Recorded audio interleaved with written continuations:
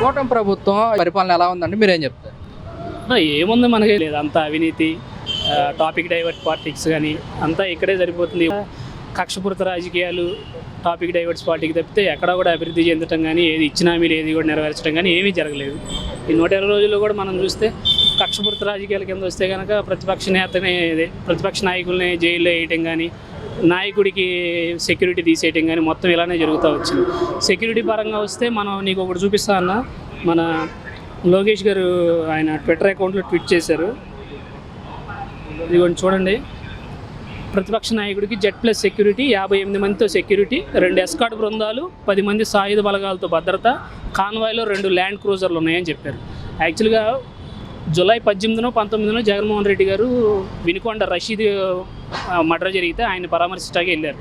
ఆ రోజు నుండి కూడా జగన్మోహన్ రెడ్డి గారికి ఎటువంటి సెక్యూరిటీ లేదు.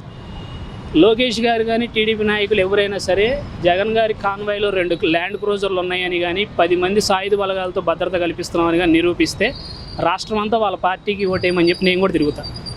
అదన్న ఇంకా వేరే టాపిక్ వస్తేనేమో ఇక టాపిక్ డైవర్స్ మనం చూస్తూనే ఉన్నాం. జూన్ 4వ తారీఖు రిజల్ట్ వచ్చి 12వ తారీఖు ప్రమాణ స్వీకారం చేశారు. జూన్ మొత్తం ఏమో మనకి ఋషికొండ ప్యాలెస్ గురించి సరిపోయింది. జూన్లో మనం చూస్తేనేమో మొత్తము ఋషికొండ ప్యాలెస్ గురించి, జూలై చూస్తేమో శ్వేతపత్రాలు అని చెప్పి, ఆగస్టులోకి వచ్చేసేమో మన ముంబై నటి గురించి తీసుకొచ్చారు, సెప్టెంబర్లోనేమో లడ్డు, తిరుపతి లడ్డు, ఇప్పుడు అక్టోబర్కి వచ్చేపాటికేమో షర్మిల గారి విషయం, ఇంకా నవంబర్కి వేరే టాపిక్ ఏమో తీసుకొస్తారేమో చూడాలి. అంతా ఇంతే, టాపిక్ డైవర్ట్స్ గురించి సరిపోతుంది కానీ ఎక్కడ కానీ పరిపాలన కానీ. ఇప్పుడు ఏదైతే మనకి సూపర్ 6 ఇచ్చారో, సూపర్ 6లో ఒక పెన్షన్ తప్పితే కూడా ఇంతవరకు వేరే చేసింది ఏం లేదు. ఇసుక ఫ్రీ ఇసుక అన్నారు, మనం ఇక్కడ చూస్తూనే ఉన్నాం కార్మికులు పనులు లేకుండా ఎలా కూర్చున్నారు అనేది. ఇక పెన్షన్ అంటారా, అది మంత్లీ ఒకసారి జనాలకు గుర్తొస్తుంది కాబట్టి అది ఒక్కటి చేశారు. ఇప్పుడు 60 లక్షలు పెన్షన్లు ఇచ్చినప్పుడు దాదాపు వీళ్ళకి 600 కోట్ల రూపాయలు బడ్జెట్ ఎక్కువ అవుతుంది. జగన్మోహన్ రెడ్డి గారు 3,000 ఇస్తుంటే 4,000 ఇస్తున్నారు కాబట్టి. కానీ ఎన్ని పెన్షన్లు తీసేస్తున్నారు ఎందుకు మనం చూడాలి కదా. ఇప్పుడు దగ్గర 2,30,000 పెన్షన్లు ఏమో తీసేస్తారు, అక్కడే 100 కోట్లు బడ్జెట్ తగ్గించేయడం జరుగుతుంది. అలా ఇట్లా టాపిక్ డైవర్ట్స్ కానీ కక్షపూరిత రాజకీయాలు ఇలా చేసుకుంటూ రావడమే సరిపోతుంది వెనకంతా కూడా. ఈ రోజు నుంచి మహిళలకు ఉచిత గ్యాస్ బండ్ల ప్రక్రియ బుకింగ్ కూడా కొనసాగుతుంది, మీరేమంటారు? మనం చూసాం కన్నా, ఇప్పుడు గ్యాస్ అనేది ఫ్రీ అని చెప్పి ఆయన మేనిఫెస్టోలో పెట్టాడు. ఇప్పుడేమో మనకి ఫస్ట్ బుక్ చేసుకొని తీసుకుంటే ఆయన సబ్సిడీ వెనక్కి వేస్తానని చెప్తున్నాడు. ఎట్లా ఉందంటే ఇది, ఇక రేపొద్దున ఫ్రీ బస్ ఎట్లా ఉంటుందంటే ముందు మీరు జర్నీ చేయండి, తర్వాత ఆన్లైన్లో అప్లై చేసుకోండి రిఫండ్ కోసం అని చెప్తారేమో, అట్లా ఏమో తీసుకొస్తారేమో. మరి ఇట్లా విచిత్రంగా ఎట్లా అంటే పబ్లిక్ని డైవర్ట్ చేయడం తప్పితే ఎక్కడా కూడా పరిపాలన చేస్తున్నట్టు ఎక్కడా కూడా కనిపించట్లేదు. అలాగే చూసుకుంటే కనుక ఈ మధ్యకాలంలో షర్మిల గారి, జగన్ గారి ఆస్తుల వివాదం గురించి మీరేమంటారు? యాక్చువల్గా అయితే నా మంత్లీ ఏదో ఒక టాపిక్ తీసుకురావడం తప్పితే ఇప్పుడు షర్మిల జగన్ గారిది అది పర్సనల్ ఇష్యూ. వీళ్ళ పబ్లిక్ హ్యాండిల్లో వాటిని పబ్లిసిటీ చేయడం అనేది ఎంతవరకు కరెక్ట్ ఆయన ఆలోచించుకోవాలి. ఎక్కడైనా సరే షర్మిల గారు కానీ టీడీపీ నాయకులు కానీ ఎక్కడైనా సరే జగన్ గారు ఆస్తులు ఇవ్వలేదు అని చెప్తున్నారు. కానీ ఇప్పుడు గత 10 ఏళ్లలో 200 కోట్లు ఇచ్చారని జగన్మోహన్ రెడ్డి గారు చెప్తున్నారు. దాని గురించి ఎవరు కూడా మాట్లాడట్లేదు.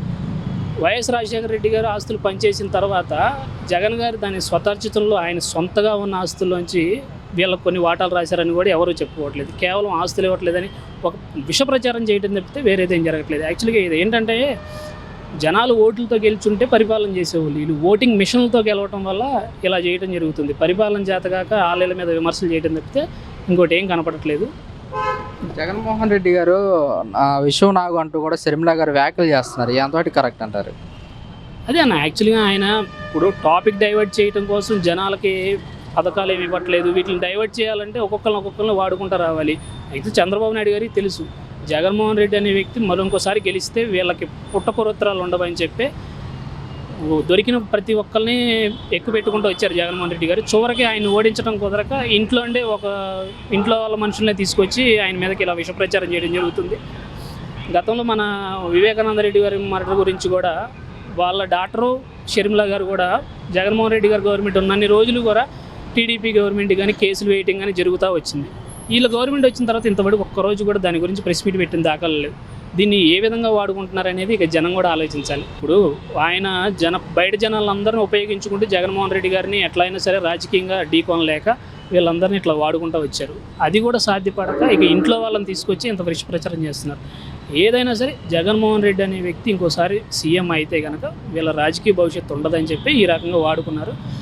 ఇంతటి ఇంట్లో వాళ్ళని వాడినా సరే వాళ్ళకి గెలుపు రాదనే భావంతోనే ఈవీఎంలు యాక్ట్ చేశారని చెప్పి నేనైతే ఖచ్చితంగా నమ్ముతాను. ఎందుకు ఈవీఎంలు అనేది కూడా మనం ఆల్రెడీ చాలా ఉన్నాయి, ఇప్పుడు కోర్టులో కేసులు అవన్నీ తేలిన పరిస్థితిలో ఉన్నాయి. ఓటింగ్ అయిపోయే సమయానికి 64 ఉన్న ఛార్జింగ్, కౌంటింగ్ రోజుకు 99 ఎలా వెళ్ళిందంటే సమాధానం చెప్పేవాళ్ళు లేడు.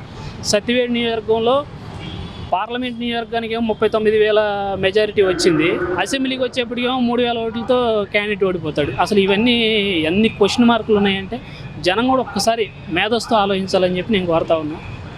అంటే కూటమి కానీ టీడీపీ వాళ్ళు అంటున్నమాట వైసీపీ మీద వ్యతిరేకత వల్ల మాకు పట్టం కట్టారు అంటున్నారు కదా అన్న. ఎంత వ్యతిరేకత ఉన్నా నేను అదే చెప్తున్నా అన్న. ఇప్పుడు ఒకవేళ టీడీపీ వైఎస్ఆర్సీపీ మీద కూటమి మీద వైఎస్ఆర్సీపీ మీద వ్యతిరేకత ఉండబట్టి కూటమి కోట్లు వేశారంటే మరి వీటికి సమాధానం చెప్పాల్సింది ఎవరు? 64% ఛార్జింగ్ 90 ఎలా అయిందని చెప్పాలి కదా ఖచ్చితంగా. దాని మీద కోర్టులో ఎంక్వైరీలు వేస్తుంటే దాని మీద ఇంత వచ్చి మాట్లాడేవాడు లేడు. ఎవరైతే ఈసీ ఎలక్షన్ కమిషన్లో ఉన్నారో ఆయనకేమో ఇప్పుడు పెద్ద పెద్ద పదవుల్లో కూర్చోబెట్టి ఎక్సైజ్ డిపార్ట్మెంట్లో కూర్చోబెట్టిన అవకాశాలు ఉన్నాయి. మరి ఇవన్నీ చూస్తుంటే ఎవరికి బెనిఫిట్ చేశారనేది కూడా జనం కూడా ఆలోచించుకోవాలి. చంద్రబాబు నాయుడు గారు అంటున్నమాట జగన్మోహన్ రెడ్డి తల్లి చెల్లికి అన్యాయం చేశాడు, రాజకీయాల్లో ఇలాంటి వ్యక్తి ఉండకూడదు అంటున్నారు కదా. అన్న యాక్చువల్గా అంత స్థాయి నేను మాట్లాడొచ్చో లేదో తెలియదు కానీ కాకపోతే చంద్రబాబు నాయుడు గారి నైజం అందరికీ తెలిసిందే. మన గత షర్మిల గారి ఇష్యూ వచ్చిన కాడి నుంచి ఎప్పుడెప్పుడు 90sలో పేపర్లన్నీ తీసుకొచ్చి చూపిస్తున్నారు కదా. సొంత తమ్ముడికి న్యాయం చేయలేనాడు చంద్రబాబు, ఆయన రోడ్డును పడేసినాడు.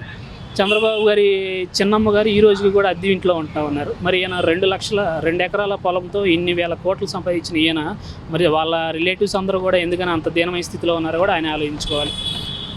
ఇంకా అవినీతి గురించి వస్తేనేమో గత 5 సంవత్సరాలు కూడా జగన్మోహన్ రెడ్డి గారు ఆ ఖర్చులు పెట్టేస్తున్నారు, ఈ ఖర్చులు పెట్టేస్తున్నారు అని చెప్పి అవినీతి అని చెప్పి వాగిన వాళ్ళందరూ ఈ రోజున మొన్న వరదలు వస్తే మీరు చూస్తే నేను మీకు చూపిస్తానన్నా, వరదల్లో ఏ రకంగా వీళ్ళు నొక్కేశారనే దానికి నిదర్శనం. మరి ఇంతకు మించి ఇంకేం దొరకదేమో అని చెప్పి నేను చూస్తాం. మీరు కూడా మీడియాగా మీరు వెళ్ళుంటారు చూడండి. ఆ రోజు రిలీఫ్ క్యాంప్లో టెంపరీ అకామిడేషన్కి 1,40,00,000 అంట, ఫుడ్కి 368 కోట్లు అంటాను. 2 లక్షల ఫ్యామిలీలు ఉన్న దానికి 368 కోట్లు 10 రోజులు ఖర్చు పెట్టారంటే అసలు దీన్ని ఏ విధంగా ఆలోచించాలో కూడా అర్థం కావట్లేదు. ఋషికొండకి 300 కోట్లు ఖర్చు పెట్టి అంత పెద్ద బిల్డింగ్ చేస్తే మొన్న డిప్యూటీ సీఎం గారు వెళ్ళి సెల్ఫీ దిగిన పరిస్థితులు ఉన్నాయి. మరి ఏ రోజు కూడా అమరావతికి 30 కోట్లు 40 కోట్లు గ్రాఫిక్స్కి తగలేసినోడు ఏ రోజు కూడా ఎవడో వచ్చి సెల్ఫీ దిగిన పాపని ఎవడో పోలేదు. ఇక దానికి చూస్తే ఫుడ్కి 369 కోట్లు తీసేస్తే డ్రింకింగ్ వారికి 26 కోట్లు, మళ్ళీ దాని అదనం డ్రింకింగ్, మెడికల్ కేర్ ఒక 2 కోట్లు అన్నారు, ఎసెన్షియల్ ఒక 68 లక్షలు, శానిటేషన్. ఇంకొకటి విచిత్రం ఏంటంటే అగ్గిపెట్లు మొబైల్ జనరేటర్లకు కలిపి 23 కోట్లు అంటాను. వరదలు వచ్చిన 10 రోజులు కూడా సింగనగర్ కానీ మన రాజరాజేశ్వరిపేట కానీ 24/7 నాన్ స్టాప్ కరెంట్ ఇచ్చినా కానీ 23 కోట్లు బిల్లు రాదేమో. వీళ్ళు మాత్రం జనరేటర్లు కానీ అగ్గిపెట్లకి 28 కోట్లు అంట, 23 కోట్లు అంట. ఇంకోటి కింద ఏవియేషన్కి పెట్టిన ఎక్స్పెండిచర్ కింద బోట్లు 508 బోట్లు అంటాను. మీరు చెప్పండి, సింగనగర్లో 508 బోట్లు తిరిగే సామర్థ్యం ఉందా అసలు అక్కడ? ఆ రోడ్లో 508 బోట్లకు గాను 93 లక్షలు ఖర్చు పెట్టారంట. ఇంకో ట్రాన్స్పోర్టేషన్ వెహికల్ 201 అంట, మేబీ అవి తిరిగి ఉండొచ్చు ఖచ్చితంగా. స్విమ్ చేసేవాళ్ళు 1,500 మంది అంట. మరి ఎవరిని గాయపడారు 1,500 మంది ఎక్కడ ఈత వేసారో ఎవరికి అర్థం కాని పరిస్థితి. వాళ్ళకి పెట్టిన ఖర్చు 15 లక్షలు. చాపర్లు 76 లక్షలు అంట. డ్రోన్లు 412 డ్రోన్లకి 202 కోట్లు ఖర్చు. 400 డ్రోన్లతో ఏం చేశారన్నా మీరు? ఎక్కడన్నా తిరిగినాయా? పోనీ మీకు ఎక్కడన్నా కనపడ్డాయా? తిరిగితే ఆ విజువల్స్ ఉంటాయి కదా ఖచ్చితంగా. ఇది అవినీతి గురించి మాట్లాడుకునే ముందు చంద్రబాబు గారు ఆయన కింద చూసుకుంటే చాలా మంచిదని నేను చూస్తాను. ఇంకోటి సెక్యూరిటీ పరంగా జగన్మోహన్ రెడ్డి గారు రోడ్డు అంతా బ్లాక్ చేస్తారు, పరదాల ముఖ్యమంత్రి అని చెప్పి గతంలో లోకేష్ గారు చాలా వ్యాఖ్యలు చేశారు. ఇప్పుడు వీళ్ళు అధికారంలో వచ్చిన కారణం నేను ఇప్పుడు చెప్తాను, పరదాలు అనే దానికి ఇప్పుడు మన కరకట్ట ఏదైతే చంద్రబాబు నాయుడు గారి కరకట్ట ఉందో అవి మొత్తం లోటస్ ప్యాలెస్ లోటస్ కాడ నుంచి కరకట్ట నుండి సెక్రటరీ దాకా మొత్తం బారికేట్లే. మంత్రి సత్యనారాయణ ఆశ్రమం దాటి సీడ్ యాక్సెస్ రోడ్లోకి ఎంటర్ అయ్యేటప్పుడు కూడా మనకి సైడ్ అంతా ఇంతకుముందు ఫ్రూట్స్ అవన్నీ అమ్ముకునేవాళ్ళు, ఇప్పుడు అక్కడ కూడా బారికేడ్లు కట్టేయటం ఇవన్నీ జరుగుతుంది. ఆయన ఎక్కడికి వచ్చినా సరే ప్రజలను ఇబ్బంది పెట్టదు ట్రాఫిక్ రూల్స్ అంటే ఆయన వస్తుంటే గంటకు ముందే ట్రాఫిక్ ముందు ఆపేయటం, ఇవన్నీ పరదాలు ఇవన్నీ రావా? పరదాలు అనేది ఓ ముఖ్యమంత్రి వస్తున్నప్పుడు దానికి తగ్గట్టుగా సెక్యూరిటీ చీఫ్ ఎవరైతే ఉంటారో ఆయన అరేంజ్మెంట్స్ అని చేస్తారు. ముఖ్యమంత్రి ఎవరు కూడా నాకు పరదాలు కట్టండి అవి కట్టండి అని చెప్పి ఎప్పుడు చెప్పడు. జగన్మోహన్ రెడ్డి అనేవాడు మాస్ లీడరు, ఆయనకి తగ్గ సెక్యూరిటీ ఆయనకి ఎప్పుడూ ఉంటుంది. దాన్ని విషప్రచారం చేసి ఇప్పుడు నిన్న ఏదో జీవో ఇచ్చారు, 1,44,00,000 పెట్టి సీసీ కెమెరాలకి 80 లక్షలు అంట. మరి ఎక్కడెక్కడ పెడతారో, మరి ఆయన జిల్లా అంతా పెట్టుకుంటాడేమో తెలియదు, కానీ 81 లక్షలు సీసీ కెమెరాలకి. ఏదైతే టైర్ కిల్లర్స్ ఇవన్నీ జగన్మోహన్ రెడ్డి గారు అవిని అవసరం లేకపోయినా వాడుకున్నాడు అని చెప్పి ప్రచారం చేసి ఇప్పుడు ఆయన ఇంటి దగ్గర పెట్టుకుంటా అంటున్నాడు.